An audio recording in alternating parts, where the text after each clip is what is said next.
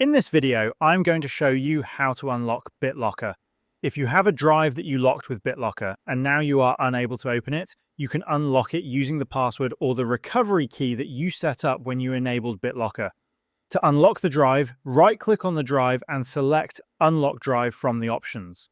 A prompt will appear asking you to enter the password that you set up when you locked the drive. Type in the password and click Unlock. After that, the drive will be successfully unlocked and you will be able to access the files stored in it. If you do not remember the password, you can unlock the drive using the recovery key. When you set up BitLocker, you were given an option to save the recovery key to a file.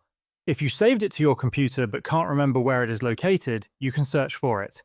Go to This PC and use the search bar in the top right corner of the screen.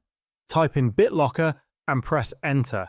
If the recovery key is saved as a file, it will appear in the search results as a text file named BitLocker Recovery Key. Double-click the file to open it and copy the recovery key. Once you have copied the recovery key, go back to the Unlock prompt. Click on More Options and then select Enter Recovery Key. Paste the recovery key into the box and click Unlock. The drive will be unlocked and you will have access to all the files stored in it. If you have lost both the password and the recovery key, you may not be able to unlock the drive. In that case, you would need to reset or format the drive, which would erase all data on it. That's why it is important to save your recovery key in a secure location, and this is how you can unlock BitLocker.